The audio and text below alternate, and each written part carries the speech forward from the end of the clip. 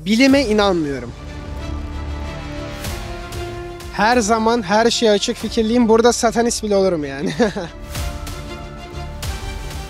Ki inanmasam cehennem olsun, yanayım gideyim ama her şeyim hatıram kalsın diye demek isterim. Yani şu anda da ben sana ispatlayamam. Ben çünkü çok pek olarak ben de bilmiyorum açıkçası. Ya bilmediğin bir şeye nasıl bu kadar iddialı inanabiliyorsun, sonsuz cehennemi göze alıyorsun? Allah bana ulaşsın ve yani ben de kutsal olayım. Anlatabiliyor muyum? Mesela ben de tırnak içerisinde bir Mesih, bir peygamber gibi bir veya bir aziz olayım. Mesela sen bana güzel bir örnek oldun. Belki de bu akşam gittiğimde bir ikindi namazı, bir akşam namazını kılacağım. Ya da aklımda bir yerde kalacak ve gece yatarken bunu düşüneceğim. Çok güzel bir şey.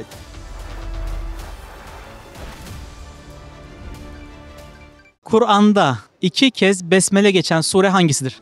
Kanka hiçbir fikrimin olmadığı bir noktadan sordun. Şöyle okumuyorum. Yani Kur'an-ı Kerim'le aram biraz düşük duruyor ama dini inançlarım çok yüksektir. Namaz kılmıyor olabilirim ama inancım çok yüksek. Yardıma ihtiyacı olan insan görsem durmam, ederim. Sohbetim de iyidir. Kimse hakkında kötülük de düşünmem. Konu bundan ibaret aslında. Kur'an'da 2 kez besmele geçen sure hangisidir? Bilmiyorum abi, şu anda pek bilgim yok açıkçası, ne yalan söyleyeyim. Peki Müslüman mısın Yusuf? Şu anda abi kafam karışık ama Müslüman diyebilirim tabii ki, niye olmasın? Kafanın karışıklığının sebebi ne peki? Ya tabii ki şu an dünyamızın durumu, dünyadaki insanların kötülüğünün durumu diyebilirim. Kur'an'da bir surede 2 kez besmele geçiyor. Bu surenin hangisi olduğunu biliyor musun? Bilmiyorum. Peki Müslüman mısın Harun? Hayır. Hangi dine inanıyorsun? Şu anlık özel bir dine inanmıyorum yani. Kur'an'da bir surede 2 kez besmele geçiyor. Bu surenin hangisi olduğunu biliyor muydun? Fatiha olabilir mi?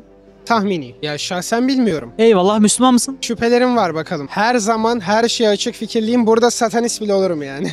Bence şansa bir şekilde olmuş bir şeyiz. Milyarlarca yıl içerisinde olmuş bir süreci, biz milyarlarca ihtimalden biriyiz. Bence biz şansa bağlı, tesadüfen olmuş bir varlıklarız yani. Biz aciziz yani, bir şey diyemiyorum. Acizliğimiz konusunda haklısın ama şansa kısmına katılmıyorum. Çünkü burada bir kasıt ve irade olmadan senin 3.2 milyar harften oluşan DNA'n. Ya 3 tane harfi yan yana yanlış yazdığımızda ortaya bir küfür veya bir güzel laf çıkabiliyorken 3.2 milyar DNA nasıl sıralı bir şekilde düzgün ve birbirine uyumlu bir araya gelmiş olabilir ki? Sana diyorum ki bunlar tesadüfen olmuş şeyler. Çünkü bunlar milyarlarca yıldır belki olmaya çalışmasına da gerek yok. Yani olmasına gerek yok. İstiyorsa sana şöyle diyeyim abi. Milyarca yıldır böyle evren birbiriyle çarpışıyor. Biz var olmadan önce, gezegenler olmadan önce bir şekilde çarpışıyor evrenler. Olduktan sonra böyle olduk. Ben böyle olduğunu düşünüyorum açıkçası. Yani Big Bang oldu. Evrenler çarpıştı, gezegenler oluştu. Biz bir şekilde tesadüfen bir şekilde oluştuk. Big Bang'de evrenlerin çarpışması yok. Sonsuz yoğunluk sıfır hacimden büyük bir patlama sonucunda evrenin oluşması ve genişlemesi var. Ve bu da Kur'an'da yazıyor bu arada. Biz göğün genişleticisiz ayeti üzerinden. Ve tıp fakültesinde ben evrim teorisini başından sonuna kadar işledim. Bu arada doktorum ben. Orada evrim teorisi tamamen aslında altı dolu olmayan bir teoriden ibaret kalıyor. Altı dolu olmayan bilemem abi. Altı dolu olmadığını düşünmüyorum ben. Gayet Darwin gibi büyük profesörlerin başından geçmiş bir proje olduğunu düşünüyorum ben. İspatlayabilir misin evrim bana? Yani şu anda da ben sana ispatlayamam. Ben çünkü çok pek olarak ben de bilmiyorum açıkçası. Ya bilmediğin bir şeye nasıl bu kadar iddialı inanabiliyorsun, sonsuz cehennemi göze alıyorsun? Ay ben hiçbir şeye inanmıyorum. Sonsuz cehenneme de bilmiyorum tam olarak ne diyebilirim. Bir şey diyemem. Bilime inanmıyorum. Şu bir gerçek. Hız diye bir şey var.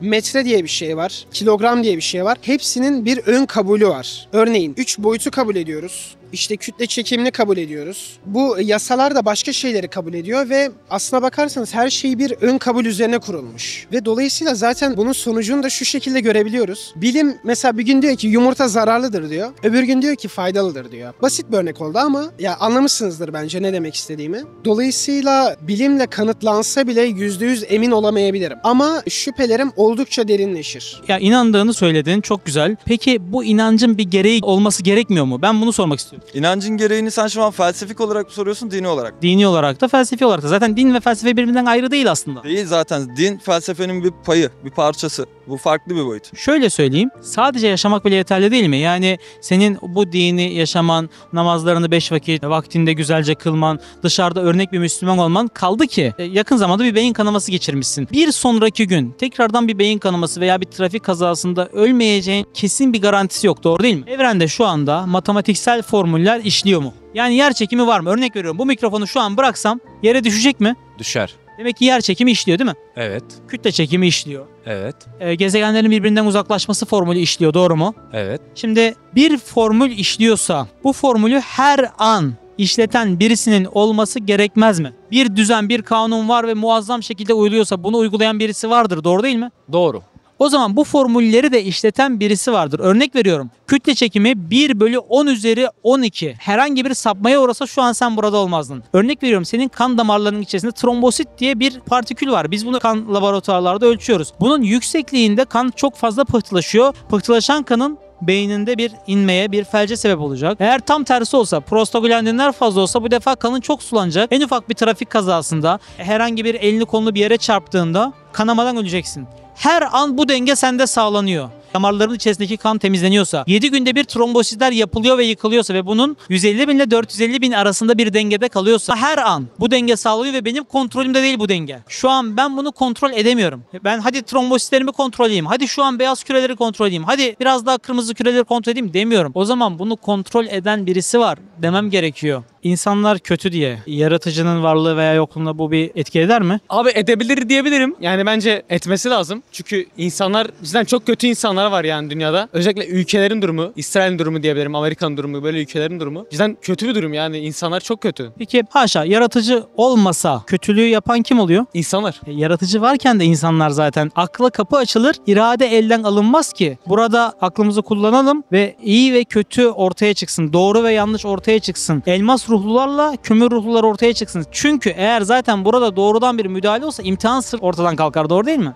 Yani abi, yani imtihana gerek de olmayabilir. Allah insanlara yardım da edebilir. Herkes mutlu mesut bir şekilde yaşayabilir. Bana göre öyle bir düşünce de var yani. Bu dediğin cennet zaten. Mesela sen sınavda düşün. Çok çalışıyorsun. Yanındaki adam hiç çalışmamış. İkinizi de 100 verdi, geçirdi. Bir şey yaptı, geçirdi. Bu sence makul olur mu? Adalet olur mu burada? Olmaz tabii ki, evet. O zaman yaratıcının da bu adaleti, adili mutlak ise bu adaleti gözetmesi gerekmiyor mu? Yani abi evet, adalet olarak. Diğer türlü nasıl senin zoruna gidiyor değil mi? Ya ben çalıştım, nasıl bu adamla aynı notu aldım diyorsun. Aynı şekilde Allah da adaleti sağlamazsa işte aynı durumu yaşamış olacaksın. O zaman bizim dönüp kendimizi sorgulamamız lazım. Kur'an'daki bazı ayetleri konuşalım. Haşa, birisi ben peygamberim dese, bir kitap yazsa kendisi insan olarak, yani bu yaratıcının kitabı olmasa, orada çok genel geçer şeyler söyler. İyi olun, doğru olun, dürüst olun, insanlara iyilik yapın. Ama orada anne karnındaki bebekten, karıncadan, örümceğin evinden, evrenin genişlemesinden, hatta büyük patlamadan, hatta ayın ve güneşin yörüngeler dahilinde hareket etmesinden bahsediyorsa burada çok büyük bir risk vardır, doğru değil mi? Tam tersi olsa, zıttı olsa veya başka şekilde ispatlansa o zaman sizin bütün din algınız çökecek ve bunu bir insan yazsa neden bu riski alsın ki? 1300 yıl sonra tam tersi çıksa bütün algılar çökecek. Veya işte Rum suresinde Rumlar şu an kaybettiler ama yakın bir gelecekte kazanacaklar diyor ve onlar yerin altındadır. Deni ifadesi, o deni aşağıdadır ifadesi kullanılıyor ve aradan geçen yıllarda 3 ila 9 yıl arasında geçen ifade o. Rumlar tekrardan kazanıyor. Yüzyıllar sonra yapılan çalışmalarda da o yapılan savaş yerin en alt kısmı olan Lut Gölü'nün olduğu kısımda yapıldığı ispatlanıyor ve bu da en alt rakıma sahip yer olduğu gösteriliyor. Şimdi neden bu kadar iddialı cümleler kullansın ki Kur'an? Yüzyıllar sonra bunların zıttı açıklansa, zıttı ortaya çıksa ve bu bir insanın kelamı olsa, kitabı olsa böyle ifadelere girmez. Rumlar kazanacak demez, anne karnındaki bebeğe girmez, gezegenlerin yörüngesine girmez, evrenin genişlemesine girmez, dişi bal arısına girmez, karıncaya girmez. Bunların her birisine giriyor ve her birisi 1200, 1300, 1400 yıl sonra tam da Kur'an'ın dediği gibi ispatlanıyor. İşte o yüzden o bilimlerin her birisini yaratan zat yani Allah, Kur'an'ı yazan zat yani Allah. Yani la ilahe illallah Muhammed Resulullah diyoruz biz burada. Belki de şu da bir ihtimal yani. Bir insan vardır, gerçekten engin bir insandır ve o bilgileri art niyetle insanlar kendisine tapsın diye kullanıyordur. Ya dolayısıyla bu da bir aslında Allah'ın olduğuna dair bir kanıt değil. Maalesef değil. Yani keşke olsaydı. Dolayısıyla maalesef hala inanmıyorum abi. Kendisine tapılmasını istemiyor ama Peygamber Efendimiz. Hatta ona birçok noktada teklifte geldiklerinde bir elime ayı, öbürüne güneşi verseniz ben bu davadan vazgeçmem diyor. Buna rağmen sıkıntı, ızdırap, başını yarıyorlar. Ondan sonra Uhud Savaşı'nda birçok yerinden yara alıyor. Daha sonrasında taşlanıyor. Taif'e gidiyor, orada da kabul edilmiyor. Şimdi sence bu kadar her şeyi, bilgisi, gücü, kudreti olsa, her konuda alakası olsa bu noktada bu teklifi kabul etmez miydi? Şöyle, insanlar için her zaman önemli olan mal mülk değildir. Ya örneğin biri bugün bana gelse dese ki sen kendini peygamber gibi hissedeceksin. açık konuşayım. Yani içimde bir yerde şunu istiyorum. Benim şöyle bir arzum var. Allah bana ulaşsın ve yani ben de kutsal olayım. Anlatabiliyor muyum? Mesela ben de tırnak içerisinde bir Mesih, bir peygamber gibi bir veya bir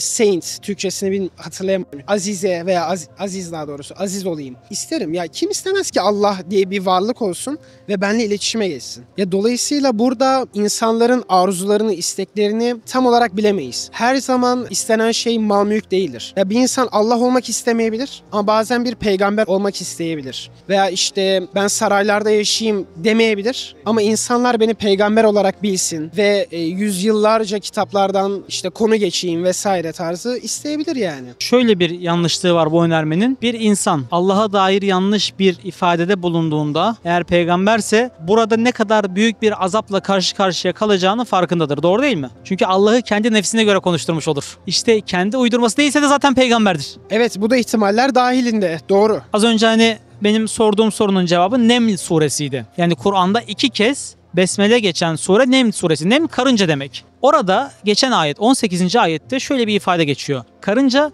Süleyman'ın ordusu geliyor diyor diğer karıncalara. Ve oradaki ifadede yüzyıllar sonra 1200-1300 yıl sonra zooloji bilimi şunu ispatlıyor. Karıncalar çok uzaklardan gelen titreşimleri algılarlar ve bunu diğer karınca topluluklarına iletirler. Devam ediyor ayet devamında. O karıncaların kullanıldığı hani he, she, it vardı ya İngilizce'de. Tıpkı Arapçada da böyle cinsiyetler veriliyor belli sıfatlara ve isimlere. Nemletün kullanılıyor. Yani karıncanın dişi özelliğinden bahsediliyor. Normalde belirsizliklerde erkek fiili kullanılırken burada dişi kullanılıyor. Ve yüzyıllar sonra yapılan zoolojinin yaptığı çalışmalarda karınca topluluklarda dışarıda bulunan karıncaların dişi olduğu gösteriliyor. Ve Kur'an aslında buraya da bir benzetme, bir gönderme yapmış oluyor. Devam ediyorum. Süleyman Aleyhisselam'ın ordusunun karıncalara geldiği zamanı tasvir ederken diyor ki karıncaya bastıklarında kırılırlar. Ezilirlerdi demiyor. Kırılırlardı ifadesini kullanıyor. Şimdi çok enteresan bir ifade değil mi? Bu normalde karıncayı ezmek gelir insanlıkla. Karıncanın bastığında kırılmak gelmez. Doğru değil mi? Aynen. Karıncanın vücudunun dışı kitin ile kaplı ve kitin onda sertliği sağlıyor. Böylece ezilmiyor ve kırılması meydana geliyor. Böceklerin dışının kitinle kaplı olması gibi karıncanın da dışı kitinle kaplı olduğu yüzyıllar sonra açığa çıkıyor. Kur'an burada da çok ince bir gönderme yapmış oluyor. Sırf şu ayetteki bir ayette geçen 3 tane farklı göndermeyle bile Kur'an yüzyıllar sonraki zooloji bilimine aslında gönderme yapıyor ve biz bunu 13-14 yüzyıl sonra öğreniyoruz. Bu bile aslında inanmak için geçerli bir sebep değil mi sence? Mesela sen bana güzel bir örnek oldun. Belki de bu akşam gittiğimde bir ikindi namazı, bir akşam namazını kılacağım. Ya da aklımda bir yerde kalacak ve gece yatarken bunu düşüneceğim. Çok güzel bir şey. Umarım bunu biraz sonra diğer insanlar da hisseder ve yaşar. Namazdan sonra bana da dua edersen memnun olurum o zaman. Namaz kılmasam da sana dua edebilirim. Bak şu an benim hayatımda farklı bir boyuta geçirmiş oluyorsun beni. Aklıma farklı şeyler sokuyorsun. Yani şu arkadaşım bana tutup şey diyebilirdi. Akşam da bira içelim diyebilirdi. O benim aklıma bunu sokardı ve akşam ben bunu düşünürdüm. Ama sen şimdi beni bu kadar topluluğun içinde, kameranın karşısında çevirdin. Dedin ki neden namaz kılmıyorsun? Ben şimdi akşam bunu düşüneceğim. Niye kılmıyorum oğlum? Alkol içmiyorum, sigara içmiyorum. Ben alkol içmiyorum bu arada. Sigara da içmiyorum. Yani öyle korkunç bir tipim olabilir, dövmeli falan da olabilirim ama yapmıyorum. Yapabilirim ama yapmamayı tercih ediyorum şu anda. Eskiden yaptım mı? Evet. Şu an yapmıyorum. Hatta birkaç zamandır da neden namaz kılmıyorum diye düşünüyorum. Şu an mesela eve gittiğimde düşüneceğim.